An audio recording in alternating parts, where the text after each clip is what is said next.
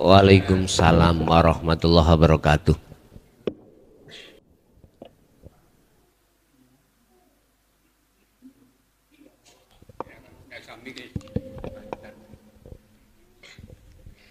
Matur sembah nuwun, waktu yang diberikan.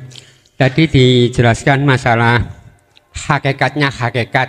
Tapi nerangkan apa tadi kok lupa. Cuman yang jadi pertanyaan saya, ketika kata-kata hakikatnya hakikat itu kalau dikembangkan hakikatnya syariat, hakikatnya torekot, hakikatnya makrifat, atau syariatnya syariat, syariatnya torekot, syariatnya makrifat, itu kalau dikembangkan itu semacam itu. Yang jadi pertanyaan saya, jika Gus berkenan itu bisa menerangkan dan diberikan contoh, Gus. Terima kasih. Sampun? Sampun. Sampan mendapatkan sesuatu itu pilih lewat mana? Lewat naik ke atas atau atas ke bawah, tergantung jenengan. Kita manusia mendapatkan sesuatu itu pilih lewat jalan yang mana terserah. Contoh, wedhus saya hilang, ya. Kemana wedhus saya? Ke sawah atau kemana? Gelap sekali, nggak kelihatan. Jenengan pengen ketemu wedhus sampean, boleh sampean bawa sentolop. Dan atau sampean bawa oncor. Oncor dengan sentolop sama-sama bisa untuk menerangi kegelapan. Cuman bedane nek oncor iku keterah angin mati. Tapi nek sentolop senter keterang angin boten mati. Wis pilih budi terserah. Wis. Memang kita dulu diajarkan tentang proses-proses, Pak, ya. Tergantung jenengan pilih yang mana terserah. Cuman sesuai dengan pertanyaan di sini akan saya jawab tentang hakikatnya syariat atau torikohnya syariat, mulai atas saja. Makrifatnya syariat, hakikatnya syariat, torikohnya syariat atau syariatnya syariat. Yang kedua, makrifatnya torikoh, hakikatnya torikoh, torikohnya torikoh. Lalu makrifatnya hakikat, hakikatnya hakikat. Yang terakhir makrifatnya makrifat. Itu bagaimana? Udah. Yang dimaksud makrifatnya syariat itu bagaimana? Inilah kelas, Pak. Membedakan di antara kita kelas karena proses. Makrifatnya syariat adalah, mohon maaf, patuhnya jenengan kali kula ing dalem aturan syariat. Enggak mikir iku tadi ketika melakukan ini karena Allah atau tidak, enggak mikir. Yang penting udah tak ucapkan lillahi ta'ala. Urusan atiku, ruhaniahku itu karena pahala atau surga, udah nggak dipikir. Sing penting lesanku lillahi ta'ala, terus dalam hati aku niat sholat karena Allah ta'ala. Wes, iku makrifati syariat. Lah, torikoe syariat itu yang bagaimana? Jalannya ilmu itu bagaimana? Jalannya itu di akal, Pak. Sehingga sampai saya ajari ilmu matematika. Telu tambah telu ini menjadi 6. Dulu itu namanya ilmu porogapit, Pak. Dulu itu ilmu pasti. Guru kula sien almarhum waktu ibtida. Kalau tambah-tambahan itu dodeng nih lho, Pak, ya. Dijejer. Dodeng loro ditambah dodeng loro Wes jumlahan. Dihitung 1, 2, 3, 4. Berarti 2 ditambah 2 sama dengan 4. Dulu itu seperti itu. Soto. Arannya itu soto. Jadi kita dulu itu sekolah di SR jenengan ya. Sekolah rakyat itu loh. Nah, nek cara kula pun ibtidak, wah, nek jenengan SR mungkin pian. Iku selalu membawa apa? Membawa betting. Betting yang kita bawa. Artinya betting itu nanti kalau kita masuk pada ilmu pasti. Kalau sekarang namanya ilmu matematika. Lah, thoriqohnya syariat adalah ilmu. Lewat ilmu itu digenahkan, akhirnya akal bisa menerima dan memahami.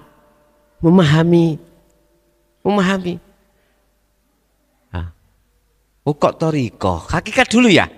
Hakikat belum ya? Belum ya. Hakikatnya syariat itu apa? Tujuan. Tujuanmu sholat apa? Allah.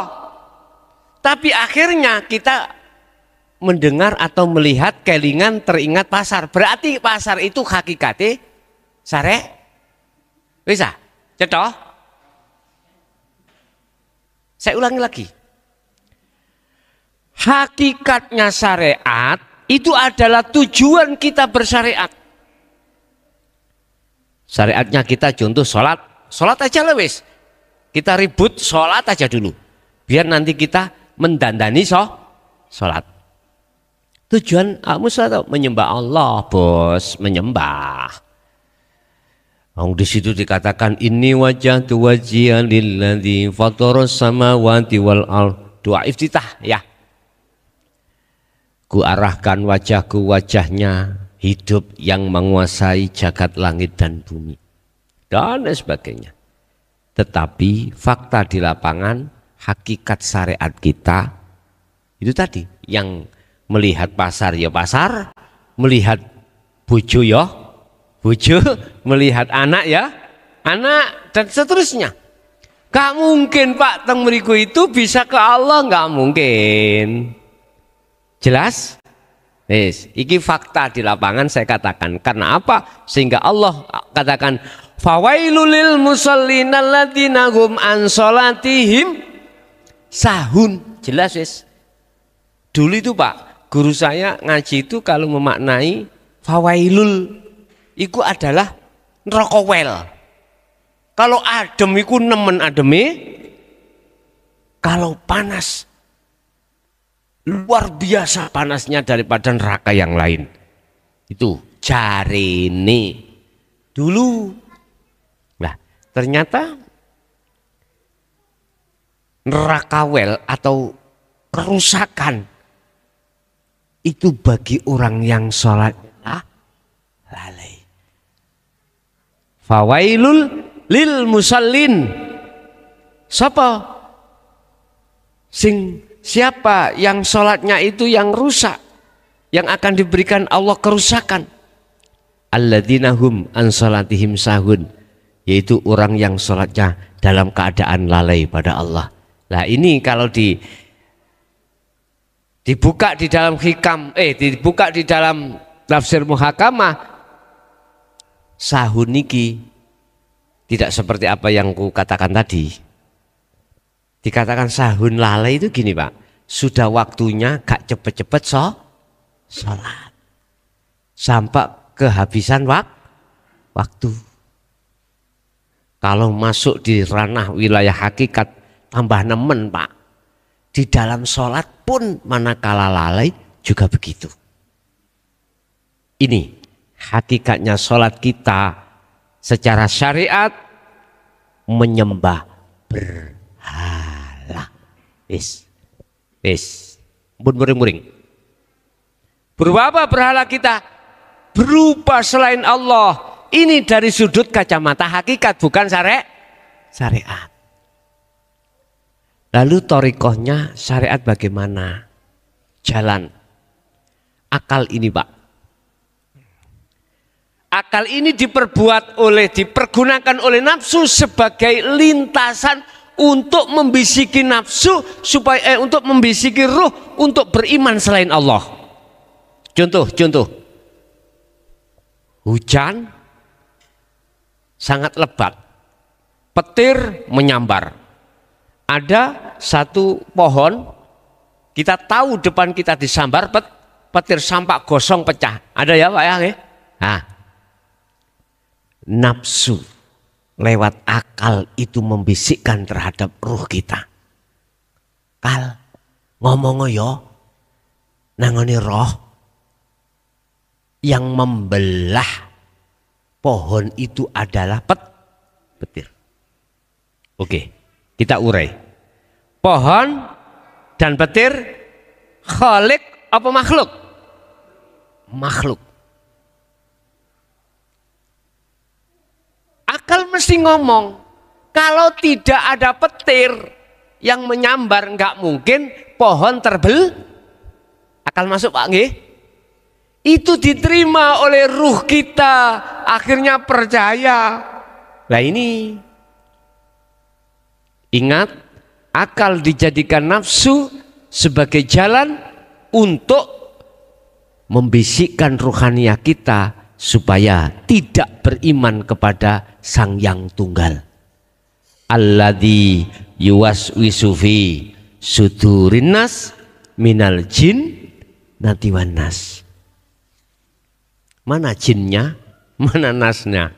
Oke, umpama kula tegel ngomong, tahu tegel nggih? Mentolo ngene, ngeten. Jin dijadikan oleh nafsu sebagai alat untuk membisikkan dada kita. Alladzi isinya nafsu dikembangkan iblis, yuwaswisu fi sudurin nas, mereka membisikkan terhadap di dalam dada kita, maksudnya hati, ruh ini. Lah, nafsu membisikkan terhadap ruhaniah kita lewat apa? Jalan apa? Minal jinnati wan nas. Saiki minal jin. Iki empun ditelok syariat, syariat kok sampean gebukan kok. Kami delok hakikat ya. Ngeten. Jin, mengapa di situ ada keterangan korin? Tadi kan saya katakan nafsu menjadikan akal sebagai jalan. Langan tadi untuk membisikkan terhadap ruh supaya beriman terhadap selain Allah. Arti jin, mohon maaf, boleh tak maknani hembusan apa yang dihembus oleh nafsu dalam dada kita lewat akal itu. Iki kegoiban, makanya saya katakan jin kegoiban. Nek kalau yang kedua, nafsu membisikkan lewat nas, manusia. Kasar iki Pak, kasar. Secara kasar, contoh tadi si A ngomong si B. Si A, kamu saya kasih tahu ya, pohon itu terbelahnya karena dibelah oleh petir. Saya kasih iman, saya doktrin si B saya doktrin percaya. Iku sama halnya si B itu telah dibisiki nafsu lewat minan nas.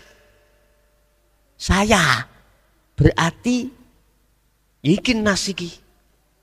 Inilah namanya setan berwajah manusia. Tadi setan berwajah jin di situ Pak. Lah, ini fakta di lapangan semua teringgapi Pak. Bah santri, bah kiai, bah apapun teringgapi semuanya. Kecuali lihat di dalam surat Al-Hijr ayat 39 sampai 40.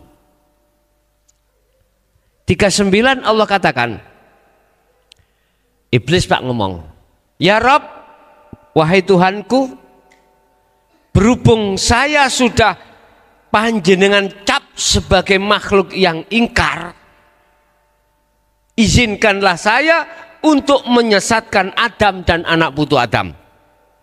Silahkan. Berarti secara legalitas Iblis nggoda manusia ini sah mboten? sah. Allah. Al-Hijr 39. Tetapi di situ iblis juga ngomong, illa ibadaka, kecuali satu ya Rob, ya Tuhanku, satu yang tidak bisa kami jerumuskan. Siapa mereka? Fa innahumul mukhlasin. Hum mukhlasin. Siapa mukhlasin? Mereka lah Pak, yang kami maksud judul awal tadi, sudah menjadikan aktivitas dohiriyah ini disertai ruhaniyah makrifat pada Allah. Wis gak bisa dibisiki sudah. Karena apa? Antara akal dengan ruh ini sudah ada filter, penyaring. Kabar yang gak benar di mata Allah tidak akan dia terima. Orang yang ruhaniyahnya sudah makrifat pada Allah seperti itu. Imannya dijaga. Secara syariat boleh mengatakan makhluk itu yang berlaku. Tapi secara hakikatnya ruhaniyahnya beliau itu tidak seperti itu. Bahkan ada yang berani Pak, hakikatnya makrifat itu dikeluarkan secara syariat. Ana al-haq la fi jubati illallah. Sejarah al-halat seperti itu. Kebenaran yang ada di dalam dituangkan di dohir yang tidak memakai bahasa syariat. Langsung bahasa makrifat. Ana al-haq. Saya adalah Allah. La fi jubati. Tidak ada di dalam jubah saya, kelambi, baju saya, di dalamnya enggak ada. Illallah. Kecuali Allah. Ayo. Apa enggak seperti wak lili dikasih garam Pak ini? Jadinya. Padahal itu gak salah. Ing miturut pandangan Allah. Karena apa? Al-halat ketika mengatakan itu, dirinya sudah tidak ada. Terus yang berkata itu siapa? Allah, bukan al-halat sebagai makhluk, tapi Allah sebagai al-khaliq. Cuman gaya kita dengan mata zahir melihat makhluknya berarti nuduh al-halat yang ngaku-ngaku menjadi Tuhan. Coba kalau basiroh kita yang memandang Allahnya itu pasti. Makanya di dalam petir kalau nggak ada Allah bisa belah? Nggak bisa. Makhluk siapapun tidak akan pernah bisa gerak sendiri manakala tidak digerakkan. Itu di dalam muraqabah Pak ya. Muraqabah berarti masih ada dua. Makrifat paling ndek, paling rendah. Itulah yang disebut ihsan. Anta butallaha ka'annaka taroh. Bahkan di dalam hikam itu diibaratkan gini Pak, makhluk itu Pak, ya seperti gila, seperti spidol sama korean. Makhluk itu. Bahasa Jawa kita seperti wayang. Nah, dol spidol, pindahan dol, korean itu dari tempat satu ke tempat yang lain. Bisa? Nggak bisa. Inilah sesungguhnya sifat makhluk itu gini. Lah, itu kok bisa bergerak? Koyoknya gerak dewi, tapi sejatinya ada yang menggerakkan. Akhirnya spidol diangkat, dikengelih korean lah. Kalau kita melihat spidolnya makhluknya, menuduh bahwasanya spidol punya keadaan, punya kekuatan. Tapi kalau ruhaniyah itu jenengan melihat orangnya yang mindah, bukan spidolnya. Melihat Allahnya, jelas. Makanya tinggal kita melihat dari sisi mana. Kalau memandangnya dari sisi syariat ya makhluk, memandang dari sisi hakikat ya Allah. Hanya itu sebetulnya kesimpulannya itu. Ya jangan kita hanya berhenti di pandangan basariah Pak. Ya kita harus naik di pandangan basiroh. Sebab nanti akan yang bertanggung jawab di mata Allah semuanya adalah basiroh atau ruhaniyah ini. Sebab jasmani itu minangka prajurit, roh adalah raja. Jikalau rajanya zalim, maka prajuritnya pun juga zalim. Yes. Terus syariatnya syariat.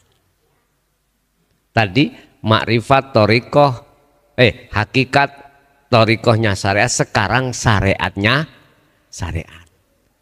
Mboten mangkel jenengan? Estu? Gini aja. Saya punya buah nangka, Pak. Buah nangka saya letakkan di piring. Kalau biasanya di musim hujan, buah nangka itu banyak setnya, Pak. Atau jambu.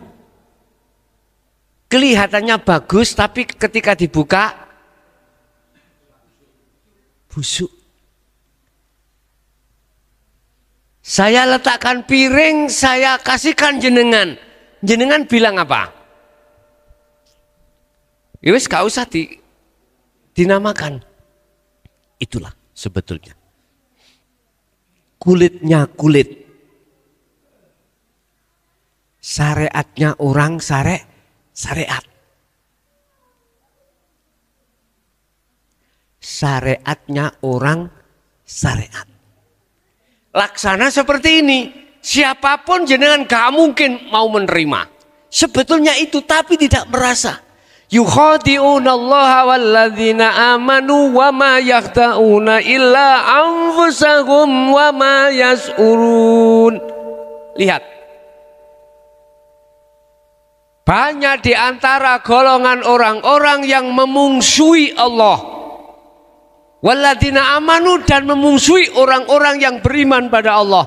Tapi dia sebetulnya tidak merasa kalau itu memungsui dirinya sendiri. Jadi kula maringi jenengan, kasih jenengan buah yang berset-set tadi, sama halnya nampek nang wajah saya sendiri. Naik ke thariqah. Apa makrifati thariqah? Mohon maaf Pak, inilah yang ku maksud jenengan makrifat dek-dekan.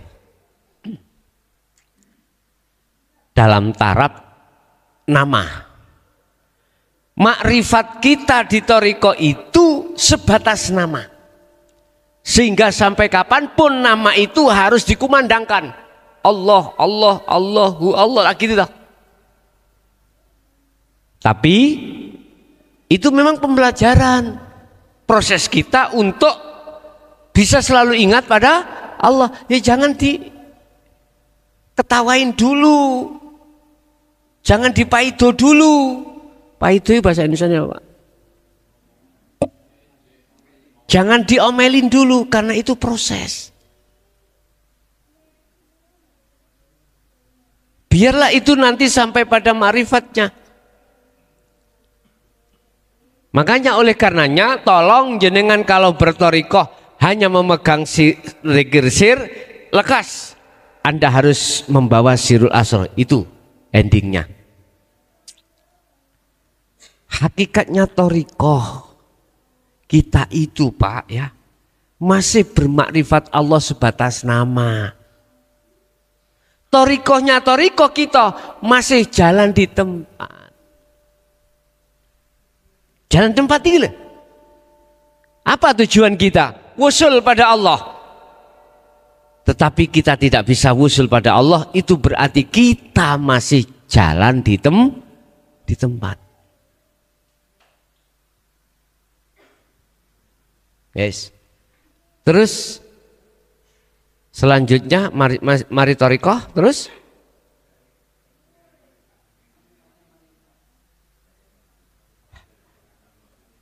hakikatnya makrifat. Nyatanya makrifat. Makrifatnya hakikat. Makrifatnya hakikat. Wis, saiki sampean tekan omah. Di rumah tadi tujuan sampean apa? Kesini. Berarti kesini iki makrifatnya hakikat. Nyatane tujuan. Inilah makrifatnya hakikat seperti itu. Atau nyatanya hakikatnya makrifat seperti ini. Nyatanya tujuan apa jenengan iki kalau sudah di sini, berarti inilah dibilang nyatanya hakikat. Makrifatnya hakikat. Nah, hakikatnya hakikat bagaimana? Hakikatnya hakikat jenengan kali kula ini nyun sewu, memang tujuan sampean mau ke sini. Di tengah jalan sudah biasa Pak, jenengan kali kula niki kadang ada yang mengalihkan, entah dari istri, anak, suami atau teman.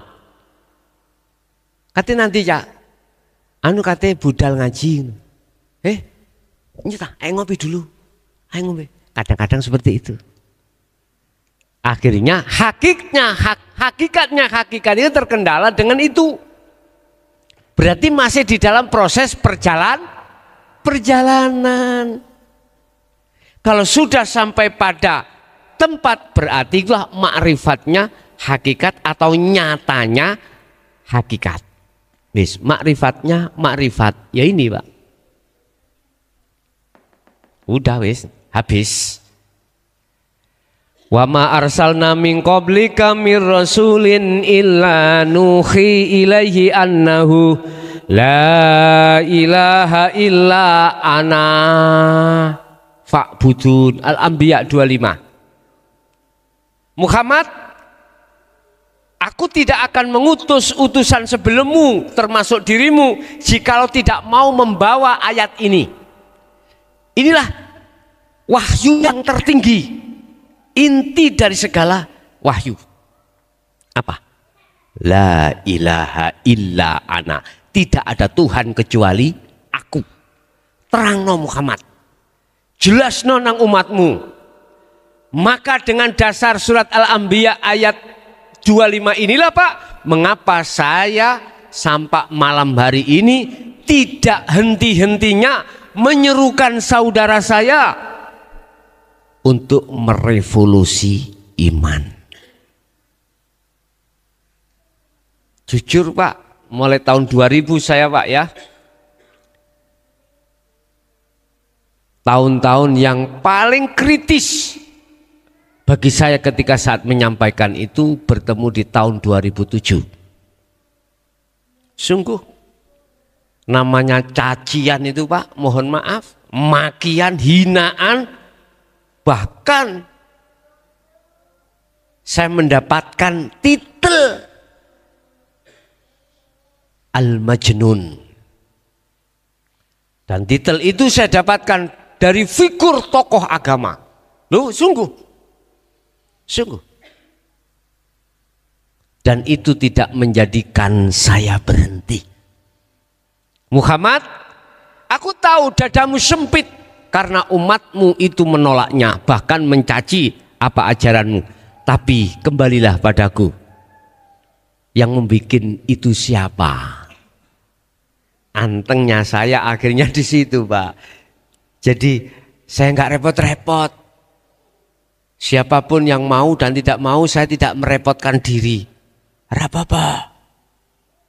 Tapi ingat, semuanya itu konsekuensi ditanggung masing-masing. Betul. Nabi Yunus melihat kaumnya itu tidak mau menerima, bahkan mencaci, ditinggal ngalih. Apa? Ditinggal ngalih bahasa Indonesia. Ditinggal pergi sambil ngerutu. Ya Allah, Kasih adab terhadap kaumku yang tidak mau menerima ajaranmu ya Allah. Beres. Tak ngutus utusanku malaikat tak kon mudun, tak kon menghancurkan. Akibat daripada itu si Yunus akhirnya dihukum Allah. Nabi Yunus dihukum Allah. Bahasa syariat iku dilek iwak, ditelan iwak besar. Tapi bahasa hakikat itulah jenengan kali kula yang sudah sadar atas segala apapun kesalahan rohaniyah sebelum jenengan kali kula beriman secara murni terhadap Allah lewat dinul haq ini. Nabi Yunus ketika di dalam perut nggak ingin keluar, Pak. Saya melihat la ilaha illa anta subhanaka inni kuntu minal dzalimin. Ngakoni nek dhek zalim, Pak. Wis tah. Nafsu lawamah muncul dalam diri kita. Itu tetanda kita telah menyesal selama ini kita itu mendolimi terhadap Allah dengan bentuk kita mencari Tuhan selain Allah, selain Sang Yang Tunggal itu. Termasuk apa? Iki mang pedesan, termasuk apa? Petir. Wis banyak yang dihadapkan kita itu. Uang, jabatan, kedudukan, kehormatan saya jadikan sebagai Tuhanku. Di situ. Karena aku percaya karena ini semuanya itu akan jadi beres. Padahal Allah sudah katakan la haula wala quwata illa billah. Oke.